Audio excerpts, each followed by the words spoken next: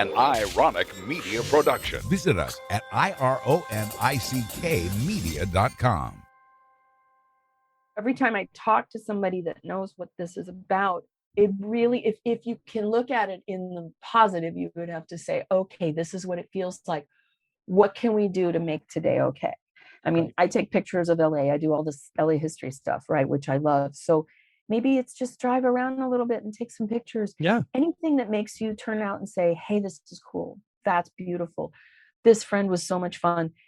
People just, they look at that as being frivolous. You're not doing something. You need to be working. It's like you don't understand what pressure is going on in the head of your friend with CMT.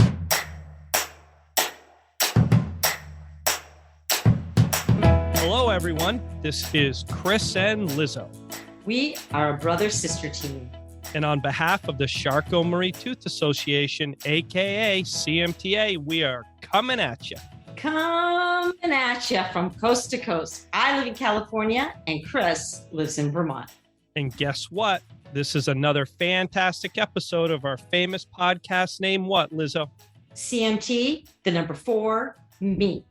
And that's right, folks. CMT for me. And what is CMT for me? It's a comprehensive podcast covering all aspects of CMT, the voice of individuals living with CMT, their challenges, and more importantly, their inspirational stories. We will also cover research updates, fundraising, interviews with the CMTA community, board members, branch leaders, CMTA leaders, and overall, an opportunity to spread awareness through the eyes of those with CMT.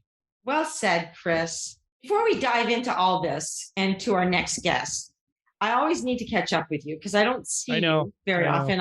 You're like jetting around. So it sounds like you've had a busy couple of weeks. Weren't you in Colorado skiing or something for a couple of days, then in New York City or?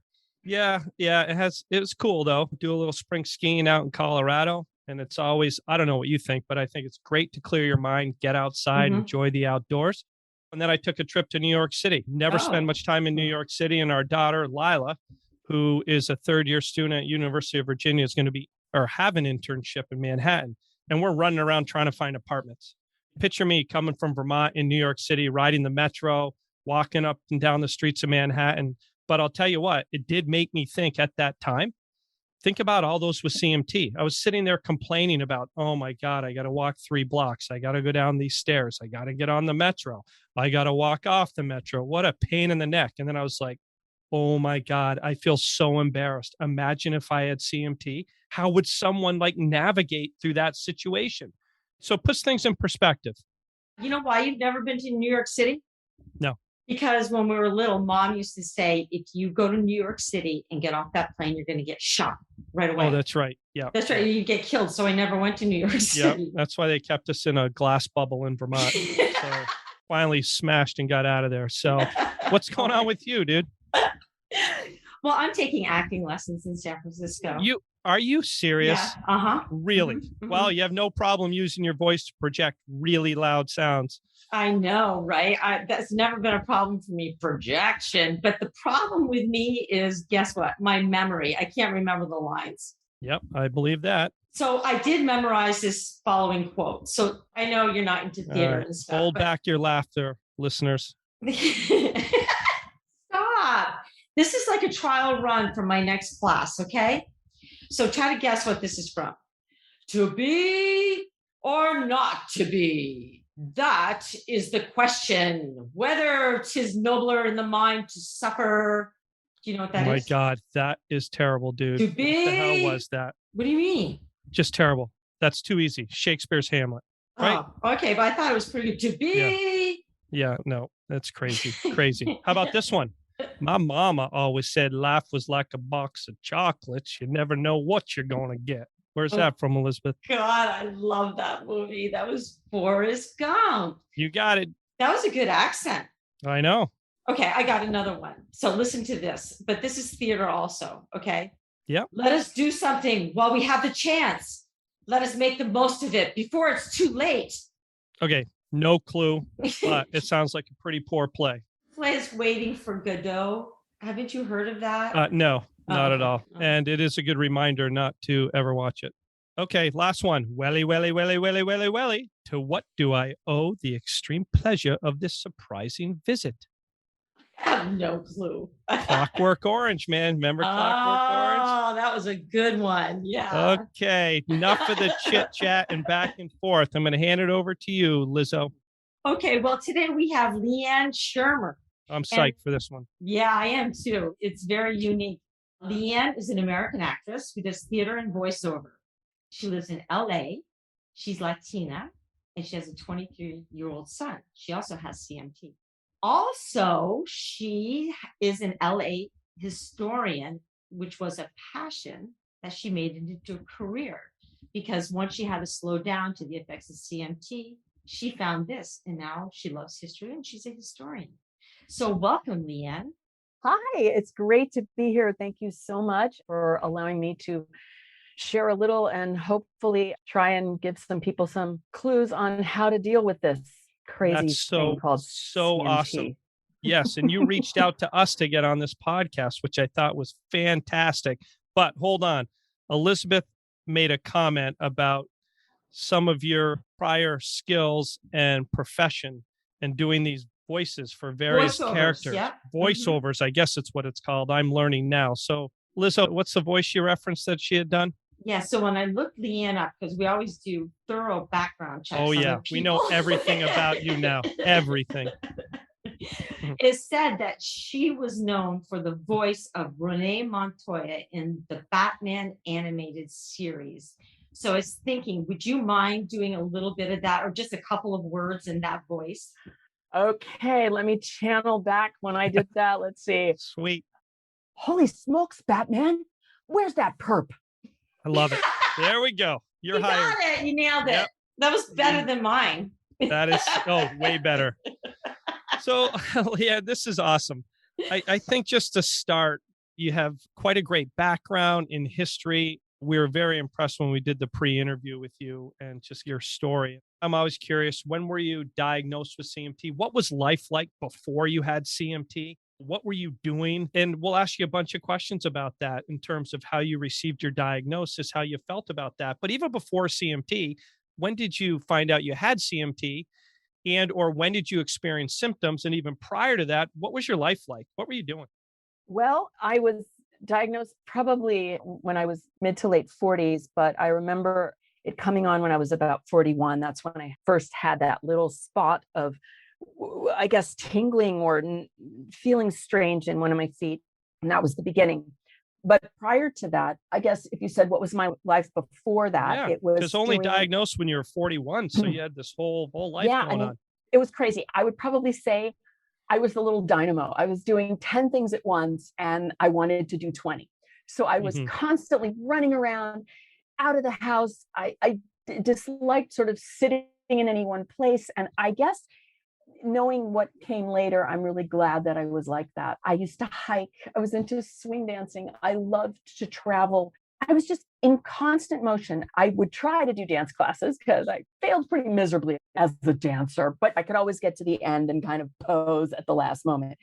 But I had difficulty with that. And I just thought it was okay. I was uncoordinated. The same thing with sports, never my strong suit. If I could get out of gym class, I would. I loved swimming. That was easy. But things like other sports were always, I guess, difficult. So I just thought it was a klutz. Like I didn't really think about it until later after the CMT came on and I realized why dance class was so difficult, having to do it with balance and everything. So that was super challenging.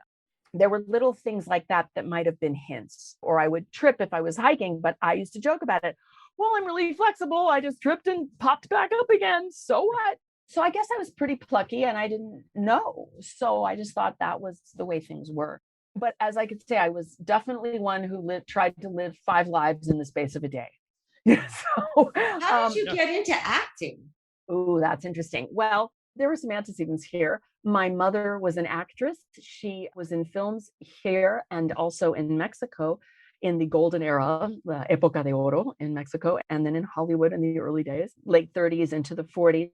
So it was present there. My grandmother on my father's side, she was a light opera singer and she was American. So I guess I had performing on both sides and I always loved theater. I always loved to perform. I loved being characters and trying to live all those lives in the space of one lifetime, I guess.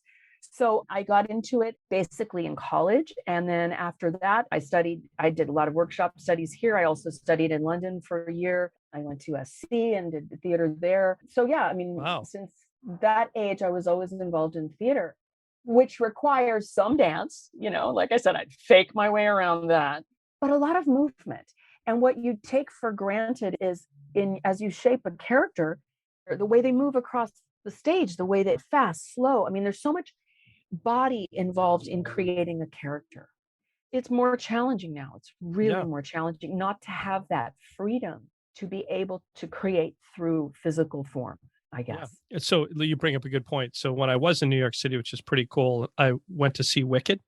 I tell you, I was so blown away, so emotional. You can ask my wife. I cry at everything, right? So I spent most of the show crying, just in terms of the beauty and what these actors, actresses can do. And you're right, there's all sorts of emotion that people could take for granted when it comes to dance and acting. And it was really impressive. So I can also imagine why you were very passionate about the theater. It's cool that you had that opportunity and still do to do that. You want to tell us, and Elizabeth, I guess I'll just run this whole podcast. You just hang out and I'll just keep asking these questions. Okay. So excuse me, folks, this is the Chris, not the Chris and Lizzo. No. So tell us about, you said you had tripped or some trembling in your feet, but what were some of those other symptoms that brought you to say, hey, I wonder if I should go seek someone to diagnose this or tell me kind of maybe, do I have something? Well, it was really strange. It was like a dime-sized little area on the bottom of one of my feet, probably my right foot. And I thought it was odd. It felt like, how your feet get really cold, like if you're out somewhere snowy and you come back in and they start to thaw out. It started to feel like that. And I thought, that's weird. Haven't been in snow recently. I just thought, well, okay, I guess it'll go away. Maybe I got a piece of something in there, or I don't know. And then it started to kind of spread. And then it started on the other foot. And I thought, I'm your pretty stoic person. I'll be like, oh, well, it's nothing. Or I asked a couple of people, hey, did you ever have this? Oh, I don't know. It'll probably go away. But interestingly enough, prior to that, I started noticing that when I put on tennis shoes, this is weird, that I would put on a tennis shoe that was wide enough and my size, but it would feel as though my foot were compressed and that there wasn't enough room for my foot in there. I don't know. It sort of bothered me. And so I thought maybe I should get wider shoes, or I didn't really know what that was about. But again, I'll just ignore it until it started happening on both feet and the area started to grow. And I thought, this is okay. This is weird. So I did the usual stuff. I went to a podiatrist who was lovely, but didn't have any ideas, said there doesn't seem to be anything wrong. I really don't know. Maybe you heard it or something and it'll go away. So that there began the trail of 100 million people who didn't know. So I went, to podiatrists and chiropractors and all kinds of people and had x-rays and MRIs and finally a bunch of neurologists until finally, and this was probably like 4 years, suggested that it might be CMT. 4 years. And then I heard diagnosis. Yeah, that's like a 4-year quest, right? At least. The first symptoms started about a year after I had my son. And I was fine throughout pregnancy, not really a problem at all. I mean, I had a really nice pregnancy, all was well, everything was happy. So yeah, it was a long trail of people not knowing. And I got really frustrated, I think, when friends, well-meaning friends, have you gone to the neurologist? You should see a neurologist. And I'd be like, I've seen many of them. Nobody knows. And they had no answers. No idea. And meanwhile, this little dime-sized thing was now the size of Milwaukee, creeping up my feet. And I felt other things like the balance and muscle weakness, and I could hardly wear any shoes anymore. I came to the certain point. So when they diagnosed you and they said Charcot-Marie tooth, what did you think? Well, it sounded really surreal, like Charcot-Marie tooth. I had these like 3 bizarre characters in my head. You're like, oh, this is cool, right? Yeah, like, no, I'm God. Like, what is this? And I imagined this creature with sort of a tooth hanging. I mean, it all got very theatrical. And I thought, geez, what is this? And of course, figures, because as I began this quest to ask people what it was, I knew deep down inside that people weren't going to know what this was.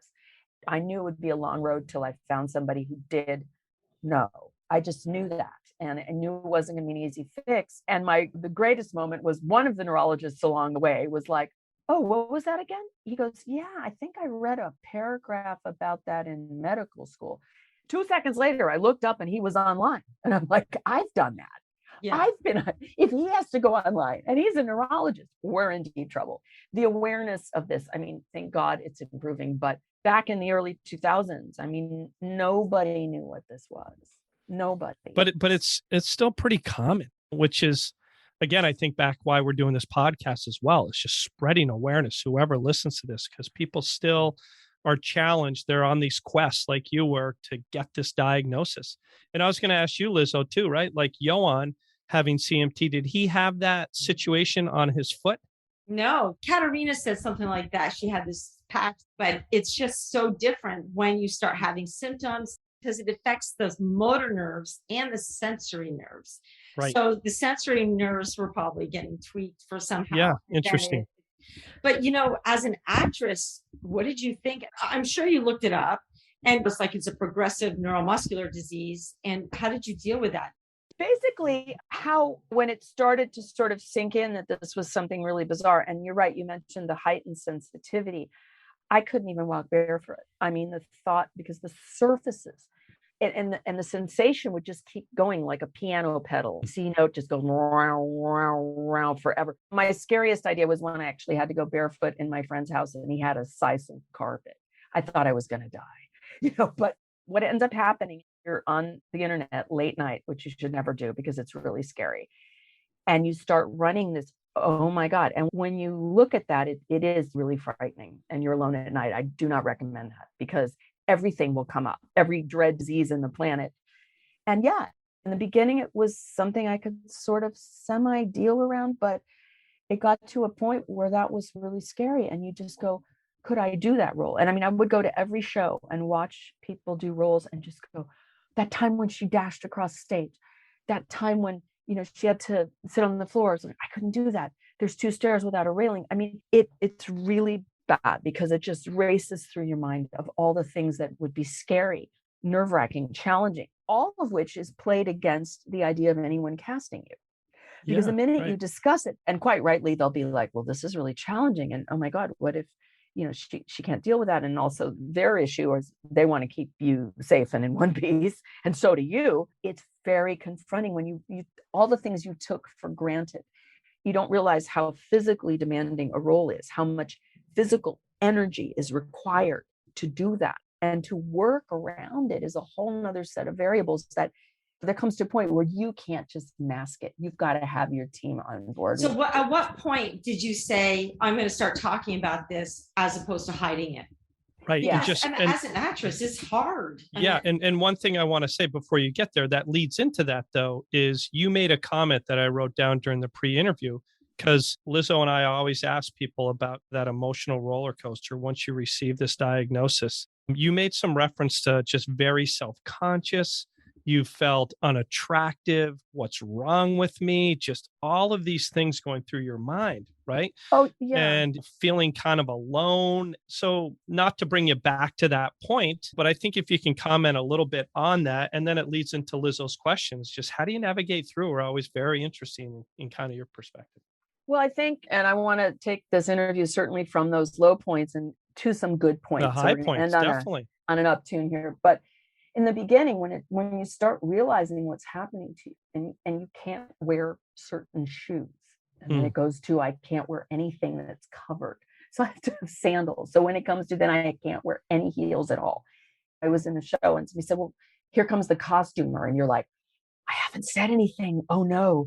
How do I? So much energy goes into masking what is wrong that it's double the work. You have to do the work. Then you've got to mask there being anything wrong. So you're like, well, I can't wear those shoes. I can't wear those either. Well, what shoes can you wear? Don't you have anything else? Well, actually, no, I can only wear these because I have an issue. And these are the only shoes I can wear. Here, let me show them to you, which doesn't go with anything that is planned in the show. In life, also, you can't just show up at a cocktail party sort of nicely dressed because that demands a certain outfit with shoes. And then now that I have AFOs, it's like, all right, I'm very cavalier about that. Now it's like, hi, see the AFOs? Here I am, deal. But no, you can't go to the same places looking the way you did when something, it demanded a formal occasion. I'm not the most vain person around, but it does kind of give, because you're just not as attractive. You're walking like a rhinoceros, let's face it, so you can laugh your way through it, but it's tough, the masking of what's going on. And there was a show, we had the shoe discussion, and I finally just said, guys, look, I have this issue and I literally can't wear anything but what I'm showing you here. So we're going to have to work around it if you want me in the show. When I was backstage, I would take the stagehands aside and say, I'm not just saying this, but when lights go down, when the lights go off, beyond just a couple of pieces of glow tape on the floor, I have to absolutely be confident that there's nothing in this pathway that gets inadvertently placed, because here's my issue. I would walk it before the show started. Any last minute things, please let me know. Or if I need you, can you take my hand and walk me out on stage during the act break? I mean, I said, because it's really critical. I can't just jump out of the way. I need to know, because I'm walking on a memorized pattern as well. And I have to trust all of you back here, my fellow actors, that nothing has changed. And if it has, I've got a hand and someone's walking me out. It's sort of like my moment of truth. I had to come clean on that show. It was a weight off me, but then I realized I was asking of everyone else. And so it's a really fine line, because it's so much easier not to have you. I mean, they have to really like you. Liane, the other thing is that there are so many actresses and actors looking for work. And that's a hard thing. Do we want to work with this woman? It's going to take a lot of extra effort to make her happy, be able to walk around and do what we want. Or do we want this other person doesn't have an issue? Absolutely. And so you're walking that line. And so what ends up happening, that the reality is, yes, they could hire 52,000 people. Everyone is absolutely recastable in this town. I don't care who you are. So you have to come clean. And I guess what I do now is I just come clean with everyone and I go, look, these are my issues. I totally get it if that's not going to work for you, for whatever the conditions may be. And you have to be willing to let it go. You have to be willing to say, if it doesn't work, then I have to let this one go. Have people actually said that to you? Have they just said, this isn't going to work out? Not yet, but the day could happen. Now it's like, from this point going forward, I go to auditions and I go, hi, this is my issue. You're going to look at it like a regular disability, I guess, which people are so great about disability and actors now. It's like they're amazing with that. But this is the nature of it. It's not going to look like I need this, but I need this. As you see me walk, it's going to look like that. Yes. But you got to realize that there are other conditions, that the way I'm able to portray this character has to be filtered through my physical issue. So I will work with you absolutely to absorb this into that. But there are physical conditions that if you're touring a show and you go to a space where the stage is 5 times bigger than what you normally perform on, that's an issue. You're like, okay, guys, what are we? So in a way, you've got to have the team on board, and you're going to meet them creatively and work ethic wise as best you can. But everybody needs to really understand what your parameters are, because they won't be visible to people sometimes. Right. And that little shoe that somebody kicked off as they were coming across the stage, that's something that you do your due diligence as an actor. I'm constantly doing that backstage, but you still need to have a team on board. It requires everything. And I realize that if that's not something people can do, I will always give them the option and be willing to walk away. What can you do? Right. I guess having the support, right, in terms of auditioning, it sounds like people were very open and you're open. But through kind of since the 40s and your diagnosis, what's kind of like your support group? Is it friends? Is it what's also helped you get through this? Well, and I shouldn't say get through this because it's there, but get through these various stages. What's your support function? My group of friends and family, my son is amazing. He is amazing. Cool. And my lament to him is that I wasn't that super mobile hiking mom that I wanted to share all of that stuff with him. And I couldn't do it. And it was like, I'm so sorry that he couldn't experience who I was then. It's all hearsay, but there's photo evidence. So what can I say? And some of the things that I loved, like the dancing and all the hiking and traveling and moving around and stuff. But he's been amazing. And now he understands why I say I need to leave, for the airport really early, because I can't just, okay, the gate has changed. Let's jam.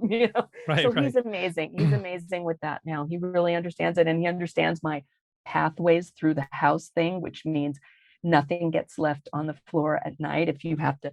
He's just fantastic with that. That's cool. So is my extended family, and my son's father is amazing too. He's really helped. He has totally been understanding whenever we go to events or do stuff together. He really gets it, and he makes jokes along with me, and but he's really there. My friend family is beyond, absolutely beyond, because I have to tell you, as a group, because like I said, I walk like a rhinoceros. I can't mask it anymore. They are amazing. They'll go walking with me, and that means you have to walk at the base of a snail. Right. So it's a good time for conversation. They help me do stuff, things from carrying the groceries, carrying the suitcases down the stairs. I mean, they're amazing. You all know who you are. There's a lot to mention, so I'll just who you are, guys. And I'm eternally grateful because I have to ask so much of you. And that goes against the we ought to be able to just do it ourselves mentality, right, and pick up the pieces and don't ask for help. And it's like, I guess I have to ask for help because it's just, or I could do it myself. It's just going to take way longer. So when you're with other people, everybody jumps in, and they've been amazing. They've really been amazing, because there's a lot of, I don't want to ask for help. I can't be bothering people. I'm such a burden.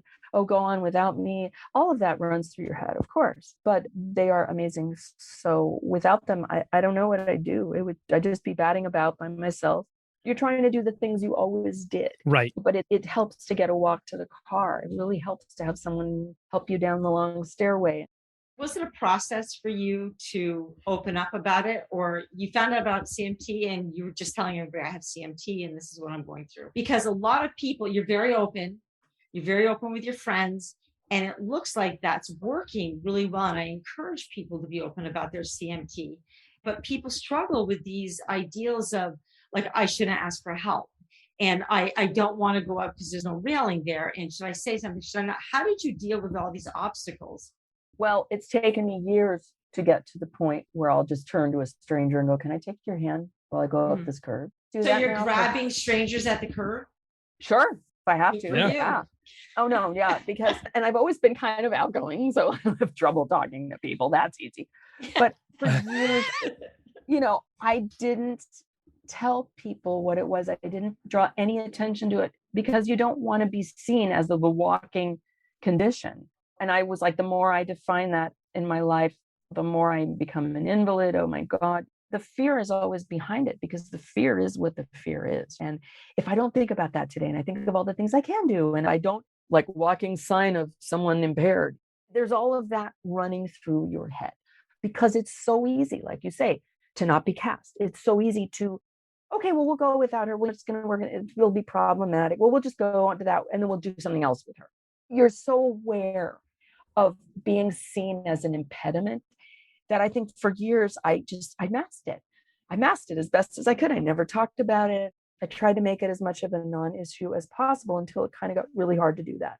Yeah. And now it's just, okay, guys, I'm going to your house, and you have those 3 really long stairs, or the really easy ones with no railing. Yeah, great. And I call you before I come over. People don't know. They're not aware. It's stuff they've never been aware. Yeah. How would they know? Right. But now I just enlist the help. I advertise it, because those 3 stairs are really hard. It's like a deal breaker. So, right. So you're thinking of all these things you never had to think about before in just day-to-day life. I was just coming across something in my notes here too, is kind of the turnaround from being diagnosed, the emotional aspect, accepting it, talking about it. But you said something like, I am going to have fun. Like, I'm going to have fun. And that was really important to you. And you told Lizzo that, and I, during the pre-interview, you kind of set your mind, like, every day I'm going to have fun. Mm-hmm. Yeah. I mean, you have to, because the dark side, the fear of what might happen to you, you just can't live that, because you can't. And so it was like, well, what can I do? And I joke about this, but oh my gosh, I had no patience for general things in life. And so I understood now that it may take a long time for something to happen. You may write a paragraph a day and it'll eventually add up. I've learned a lot about patience and what you can do to fill those moments.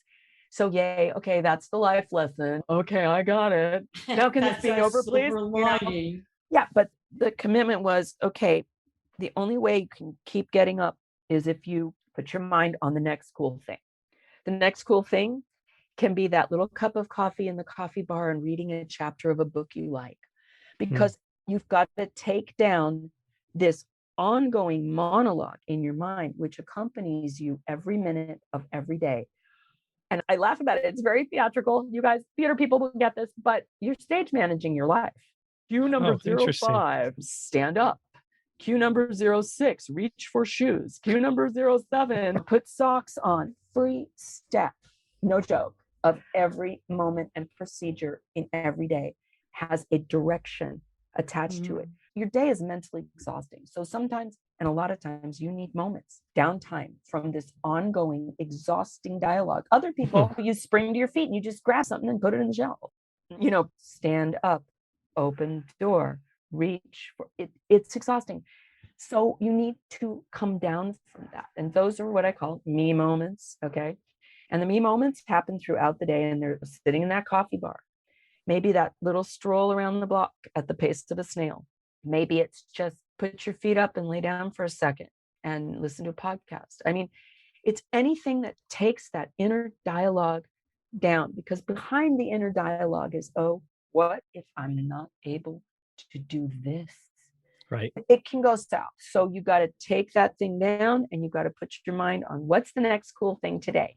That could be, I'm seeing my best friend in an hour and we're going to have a wonderful time. I'm going to a lecture tonight.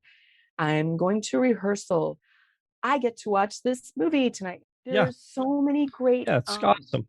Yeah. And just for clarification to our listeners, when you said lay down and listen to a podcast, I'm sure you meant to say listen to the CMT for Me podcast. Absolutely. Thank I looked at each other and like, where's she coming from? Like, why isn't she plugging the podcast?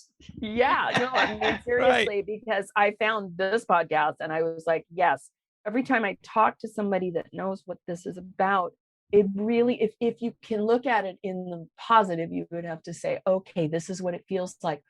What can we do to make today okay?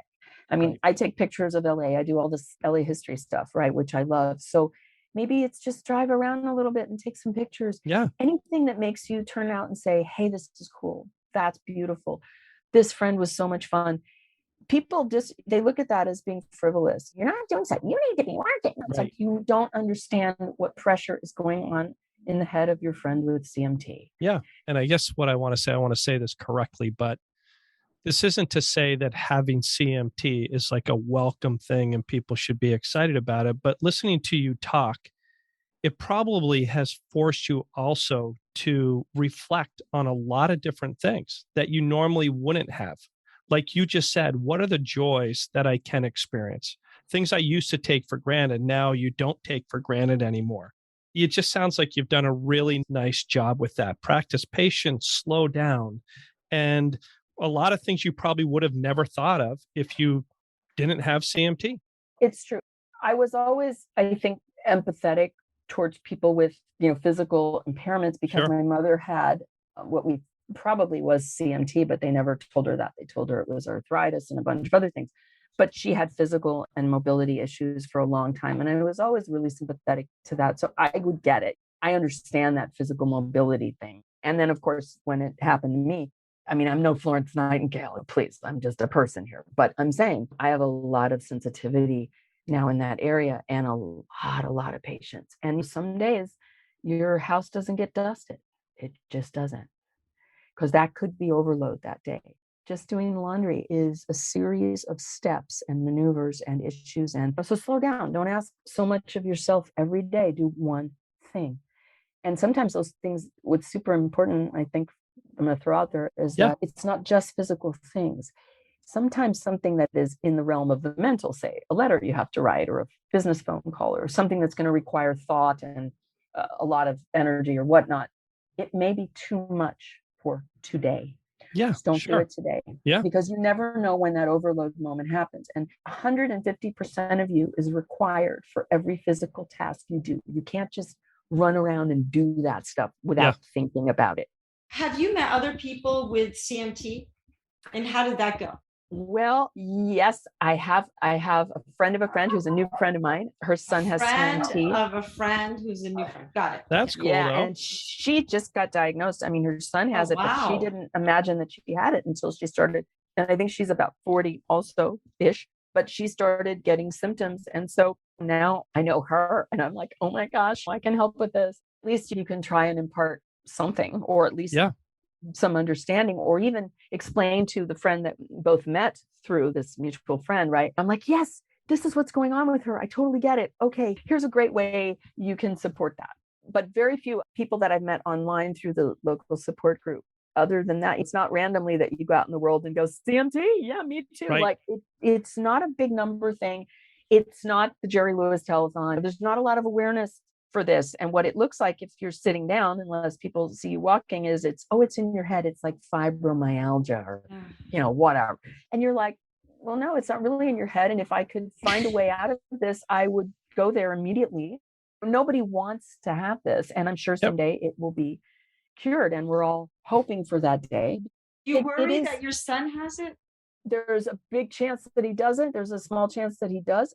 I content myself with, we're on the way through, I guess, stage 3 clinical trials in about 3 different places that I know of that are really working on this. There's other things we can look at. There's some genetic stuff that wouldn't let it be expressed. Maybe there's nutrition. I mean, there's new stuff happening all the time with a greater and greater speed.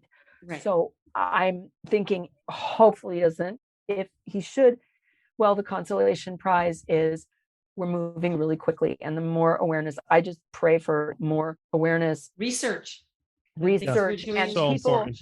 That it doesn't become a condition where people dump, let's research this for the next 50 years. Like, no, get on it. This is a priority, folks. Neuro stuff, muscular stuff, like it really changes who you are, the quality of your life. Who you've been gets completely derailed in another direction, and you're kind of, in the beginning, really alone in a dark room trying to figure out how not to tell everyone and how to cope with it. It's right. And I think your reference to being alone. So Lizzo, right. And again, I think about it, Liane, it's so great that you have met someone with CMT and you guys are talking and you're friends. And I find that so important. Right. And so Lizzo, can't people through the CMTA, what can people do to meet other folks with CMT? Can they go to these branches, and what are the resources the CMTA offers for folks? So I think Liane has been we have an LA branch. Yeah, awesome. Thriving, but COVID put a damper on a lot of that. It did, for a couple of years. And now they started doing Zoom meetings, but it's not quite the same. And there were fewer meetings. So that was really tough for people with CMT and other conditions. But I think all that is starting again, and more people are going out, and hopefully other variants won't be causing major issues, so people can go out and meet other people, right? Well, I do have a wonderful friend who doesn't have CMT, but she has, I don't know what they call it. It's kind of complicated, but a lot of the issues are similar. And she's a little bit older than me. She's a wonderful friend. She was an actress and a flamenco dancer, and amazing at both things until she got this much later in life. But she's one of the few people who, because she physically had it, knew what was actually going on. I won't say your friends are as understanding as they can be without feeling that. She actually said, I know what you're talking about. Right. And she said, I'm older than you. It's really, a lousy deal, but I think of her all the time because a dancer, people will say, oh, well, you should exercise. And I'm like, look, people, this happens to you. I was a hiker, whatever. She was a flamenco dancer. It has nothing to do with how fit or mobile or healthy you were. It just sort of shows up one day and things are never the same after. But she inspired me a lot. And what was so cool about her was I'd go visit her, and she's so funny. We would start talking, and then she would say, well, here I am hobbling to the front door. And I'd be like, yeah, we'd be cracking jokes because. So you use humor. Yeah. You have to. No, why not? It's so scary. It's if you gave into how deeply frightening this is. And sometimes you think, what happens to me? I need help and I'm 70, or what happens to me? You can't go there. Like, you've got to just keep laughing. You've just got to keep seeing the beauty in the world. And so the time that you spend doing that It may not be forwarding your work or getting more money in your, I don't know. I mean, you just Enjoying need life. to keep your head in some positive place for a great part of the day and concentrate on the people you love and the things you love, because the rest of it will take you down in a nanosecond. So Liane, I have a question. No. Really, I need to ask this. It's not in the script, I have a question. Is there one product you can think of that you hate because you can't open it and it's hard to get to? Like, for example, like Sudafed. I can't get Sudafed. So what is your thing? It's a good question. Okay, my thing is cans, because recently I've had a little bit of issue with my hands. Cans with a pop top, like anything that starts with you just ... all you need to do is, and I'm like, you don't get it, because that little tab thing with the tuna can, you're like, oh my you God, flick it up and you're trying to pull it up and you're like, I can't. And it seems as though packaging has gotten worse. It's like it is absolutely built for, you need some huge like bodyguard to open your tuna can. Right. So I joke Did it about ever that like flip off in your hand, that little ring too, and then you're like, how do I do this? Right. Everything from the little bags of spinach that you can't just tear it open. Just no, I can't. Like, I mean, seriously, if there's anyone out there, I totally want to do the comedy video where like, yes, you're faced with like the tuna can, or worse, the cobblestone streets. Sometimes I look at travel brochures and I go, ha! Yeah, you're actually giving me a really good idea. And I think that would be a great video or piece to do that we could do. And with your background and experience, just do a comedy video on the day-to-day challenges. You're walking into the kitchen. Oh, okay, I'm hungry. Oh my God, how do I open this thing? And I'm just going to put on my socks. How do I do that? How do I crack an egg open? Yeah, I mean, I have to say, all these challenges, like you say, you're constantly pivoting to try and find the thing you can do. Yeah. So crazily enough, well, I mean, I direct also, but I just directed a small opera project for Portland Opera that went cool, touring around. But anyway, the point of this is that the people were fantastic. The team, the actors, everybody, the musical director, the stage manager were amazing. I kind of came clean with them once I got up there. And not that you need that much for directing, but I love to be up with my actors. I love to be moving with them and demonstrating physical stuff. It got to a point and I reached out and I just said, I need some help, because there's like a really small little dance move here that I can't do. So we had the production team, and one of my wonderful performers worked with me and was able to, she had some dance background, so she was able to demonstrate. It was amazing. So I felt really supported in that. And it was some way I could still keep a hand in. You're always looking for that way you can stay connected to something that you love to do. I mean, the simplest little things like, oh, there's a ramp here to the entrance. It's like, oh, no, I need to have my chair over here. And no, I can't just move that block. And no, I can't. So yeah, you rely more and more on people. And I think that's very humbling to sort of say, this is what I need. I'm going to try and give you the best of me, but I'm going to need something on the way. What I think is cool too is that you're still engaged in theater. Earlier days, you're taking on these roles, you're running around the stage, right? But CMT doesn't have to be all that bad. You're still in an area that you're very passionate about. And now you're kind of directing, or maybe you're sitting down directing, but you're still actively engaged. And it's not like give up on that passion. That's some great advice. That's cool. Do what you can. I used to swing dance. I used to love swing dancing, and I still love the music. So I actually took my son and a friend of ours swing dancing, and they had one of the free lessons. So they took the free lessons and I watched. I loved even just being there and watching. Yeah. And then I got up, and my son, it was a slower one. And I said, okay, I'm going to do this really slow, probably like halftime. He's a musician, so we're good. Like, can we halftime this? And it was so fun just being up there and just moving the way that I could accommodate. It was like, wow. So it's like you need a world of people around you to help you be your best self. And in turn, you got to be fun. You got to be fun to hang out with. Try not to be a downer. Who's going to want to hang out with you, right? To the room. But it's not the same old you that they knew for 40 years. They're learning to adjust. Everybody has to take a step to the left, Lizzo, I'm looking at kind of the timing of our podcast. And Liane, we could go on, but we'll take a little bit more time. And we usually close this out. And I'm going to let Lizzo ask the question. Yeah. And I think you've given a lot of advice, but if there's one awesome piece of advice that you would like to share with the community about living with CMT, what would that be? Really be easy on yourself, because this is a mental challenge. Sometimes I think more than the physical. The mental challenge is, no, you're not going to look like you did. You're not going to show up in the cocktail dress. You're not going to walk like, some sort of whatever that's going on with. You're also aging. There's a lot of stuff there. So I think approaching and understanding that the one thing you do still have control over is your head. So you got to do everything you need to put your head in the best place. And if that means the floor stays unswept for a day, so be it. If that means that you need a moment in a coffee bar, that's a moment you need. You've got to take care of yourself, because all those wonderful positive rest moments allow you to then go, okay, well, tomorrow I'm going to face this task, or tomorrow I'll do this other thing. And then see what you can do and be a little proactive. Try and smooth the way before you get there.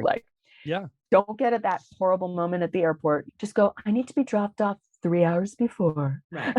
Take a book. So, but take care of your mind and put people around you who think you're cool, who want to hang out with you. Take care of your mind, because the physical is the second piece that comes along, because you will take yourself down a bad rabbit hole faster than anything. Very insightful. It's very insightful. Yeah. Thank you. Thanks. Thank you very much. And I'll just add things that you've referenced for our audience. Keep laughing. I think you said, Liane, see beauty in the world. Practice patience and stay in that positive place. Such great feedback for our listeners. Thank you so much for joining us on this podcast. I'd love to see something that you're either producing or directing, or it'd be cool. So you have to keep us posted on that. And the other thing I love about these podcasts now, everyone we interview is they're great friends of ours now. So it's just helping us expand our community of those with CMT. So Lizzo, and closing, if someone wants to learn more about CMT and or to donate to our cause, where should they go? Well, they go to cmtausa.org. There is so much information on this website and so many resources. And that's cool. So go to the site, save this as a bookmark. Ongoing information is posted. It is a major resource of information. It does take a lot of money to fund research in order to find a cure for CMT. If someone was so inclined to generously donate to our cause, please go to cmtausa.org. And to our listeners, do you have a good story? Would you like to tell your story on CMT for Me podcast?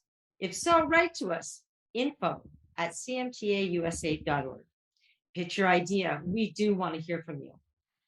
Cool. So, good. I'm glad you didn't say, okay, goodbye, because I have something to say before we go. Yeah. I just need to sing a little song that I've been learning. And this is from my acting class. So just tell me. Plug your ears, folks. Oh, you almost ruined it. Okay. There's no business like show business, like no business I know. Everything about it is appealing. Everything the traffic will allow. How about that? That is so fantastic. My goodness. And I will jump right in. Until next time, folks. Talk to you later. Later, Liane.